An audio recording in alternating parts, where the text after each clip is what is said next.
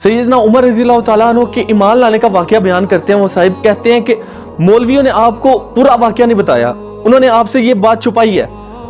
हमें नहीं जाननी, हमें ज़रूरत नहीं। हज़रत उमर रज़ी अल्लाह तआला अन्हु की ईमान लाने के बाद जितनी कुर्बानियाँ, जिस तरह उन्होंने अपने आप को दीन के लिए पेश किया और जो जो उनकी दीन के लिए खिदमात है, हमारे लिए आज तक जितने मसाइल है उनके ज़रिए हम तक पहुँचे हैं, वो अगर सामने रखे तो हमें उनके इस्लाम लाने के पहले के वाक़े से कोई ताल्लुक नहीं होना चाहिए। हज़रत उमर रज़ी अल्लाह तआला अन्हु की एज अ लीडर जिंदगी को लोगों ने किताबों में भर दी है,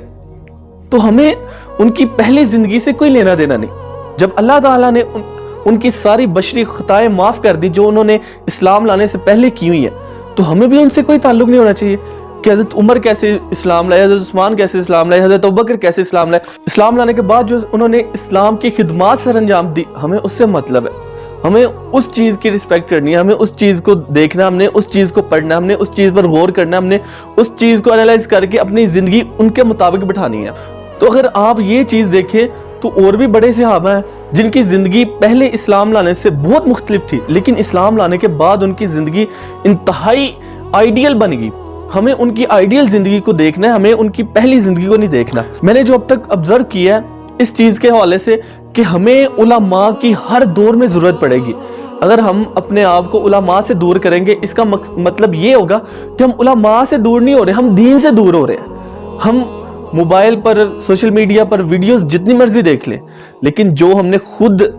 किसी आलिम दीन के पास बैठकर इल्म हासिल करना है ना, उसका कोई जोड़ नहीं है। उनके पास बैठकर अगर आप एक आयत का भी तर्जुमा पढ़ते हैं, चाहे आप सारा दिन कुरान की तफसीर पढ़ते रहे, कुरान की तफसीर सुनते रहे, उसका उतना फ़ायदा नहीं होना जितना आप किसी भी आलिम दीन के पास बैठकर एक कुरान की आयत रोज़ाना पढ़ते हैं। तो लिहाजा ये जितनी भी चीज़ें हैं इनमें हमें देखना है कि हमारे मतलब की क्या है। अगर कोई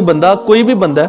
वो कुछ अच्छी बातें करता है, कुछ में वो डंडी मार जाता है, तो हमें अच्छी बातें लेनी है। हर बंदे में कोई ना कोई खामी, कोई ना कोई गलती होती है, लेकिन अगर किसी बंदे की अब मौलवियों के खिलाफ बातें करके, उलमा के खिलाफ बातें करके दाल रोटी चलती है, तो उसे ख्याल करना चाहिए कि मैं लोगों को समझाने की बजाय, लोगों को दीन की तरफ लाने की बजाय, मैं उनको दीन से दूर कर रहा हूँ, उलमा को उनकी नज़रों में मुतनाज़िर बनाई जा रहा हूँ। जो उलमा की रिस्पेक्ट है मैं उनके ज़हनों से खींचे जा रहा हूँ, सिर्फ इसके लिए कि मैं एक यूनिक, एक अलग, एक डिफरेंट मौलवी लगूं, एक अलग किस्म का जो है वो स्कॉलर लगूं, एक अलग किस्म का मोटिवेशनल स्पीकर लगूं।